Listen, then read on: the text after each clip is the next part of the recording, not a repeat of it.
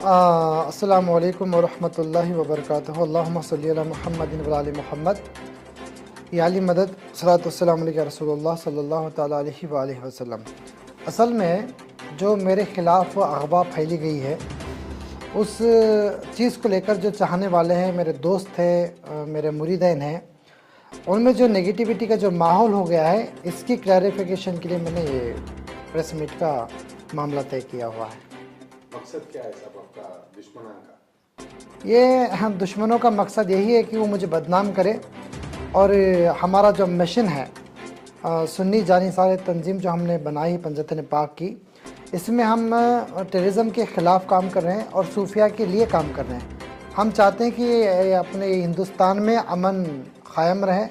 इस मिशन पर हम मोहम्मद और आले मोहम्मद की जो कारनामे हैं उसको लेकर हम अल्हम्दुलिल्लाह चल रहे हैं। इसको हम आगे बढ़ाने की कोशिश कर रहे हैं। तो ये लोग हमें डराने की और रोकने की कोशिश कर रहे हैं। साजिश की वजह से ये प्लानिंग चल रही है। वीडियोस जरा वायरल कर रहे हैं, पुलिस पकड़ कर रहे हैं, वो क्या एक्चुअली क्या हो ये सिलसिला करती में क्या हो वीडियो का? जी, असल में वो जो वीडियो है 2016 का है। 2016 में एक मेरे ऊपर केस हुआ था इनकम टैक्स का और दीगर दूसरे मामलात को लेकर, तो वो उस टाइम का वीडियो है। उस वीडियो की वजह से उस टाइम मुझे पुलिसों ने अरेस्ट किया था। वो बाकायदा टीवी न्यूज़ में बहुत सारे चीज़ों में भी आया था।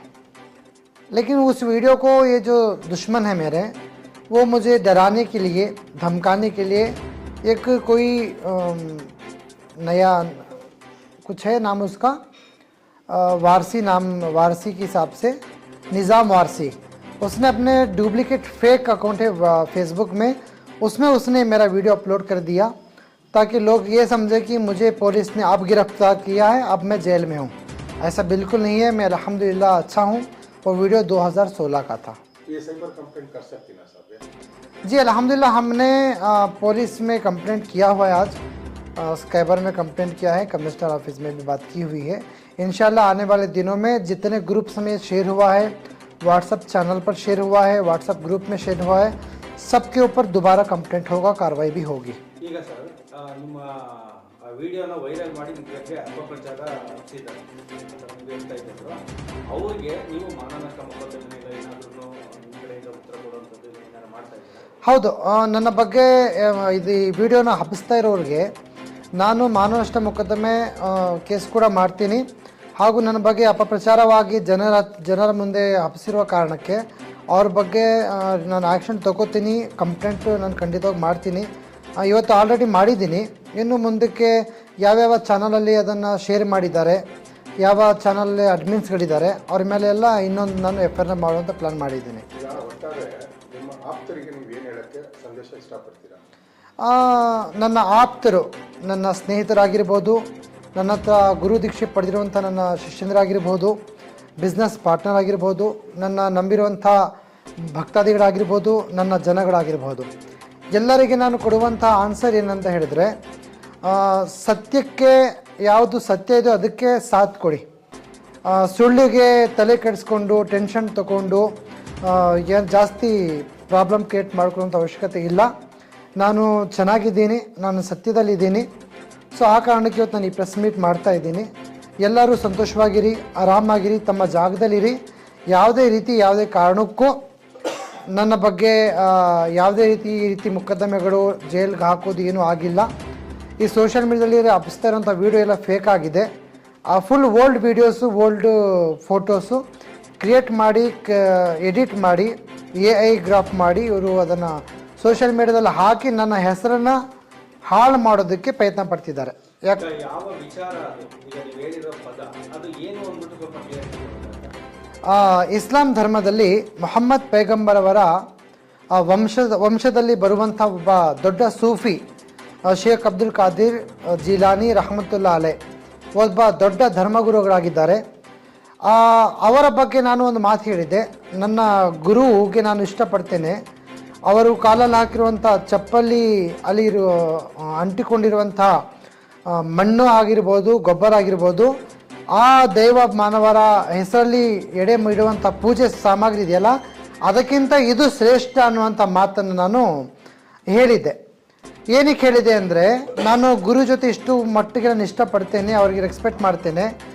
ಆದರೆ ಅವರು ಫಾದರ್ ಆಫ್ ಟೆರರಿಸಮ್ ಹಾಗೂ ಆತಂಕವಾದಿ ಇದು ಏನು ನಡೀತಾ ಇದೆ ಇದ್ರ ಬಗ್ಗೆ ನನಗೆ ತಡೆದ್ರೆ ನಾನು ಆ ಗುರುಗಳಿಗೂ ಕೂಡ ಬಿಡ್ತೇನೆ. ನನಗೆ ನಮ್ಮ ಇಂಡಿಯಾದಲ್ಲಿ ಸೂಫಿಸಮ್ ಮುಖ್ಯ. ಮೊಹಮ್ಮದ್ ಪೈಗಂಬರು ಕೊಟ್ಟಿರುವಂತಹ ಉದಾಹರಣೆಗಳಿದೆ.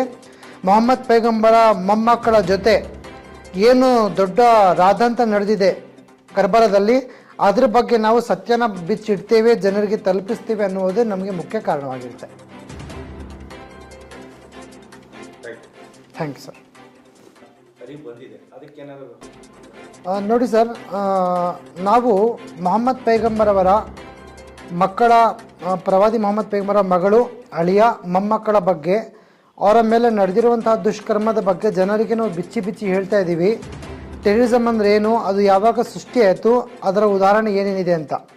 ಸೊ ಈ ಕಾರಣಕ್ಕೆ ನಮಗೆ ಇವ್ರು ಏನು ಮಾಡ್ತಿದ್ದಾರೆ ಅಂದರೆ, ನಮಗೆ ಶಿಯಾದಲ್ಲಿ ಸೇರಿಸ್ತಿದ್ದಾರೆ. ಇವರು ಶಿಯಾ ಅವ್ರ ಜೊತೆ ಸೇರಿಕೊಂಡಿದ್ದಾರೆ, ಶಿಯಾ ಅವರ ಜೊತೆ ಸೇರಿಕೊಂಡು ಇವರು ಈ ರೀತಿ ಮಾಡ್ತಿದ್ದಾರೆ ಅಂತ. ಸೊ ನಾನು ಅವ್ರಿಗೆ ಹೇಳ್ತಿದ್ದೀನಿ, ನಮ್ಮ ಸುನ್ನಿಯವ್ರಿಗೂ ಹೇಳ್ತಿದ್ದೀನಿ, ನನ್ನ ಬಗ್ಗೆ ಅವಹೇಳನಕಾರಿ ಮಾತು ಹೇಳೋದಾಗಲಿ, ಇದನ್ನು ಹಬ್ಬಿಸೋದಾಗಲಿ, ಇದರಿಂದ ಏನೂ ಇನ್ನೂ ಪ್ರಯೋಜನ ಇಲ್ಲ.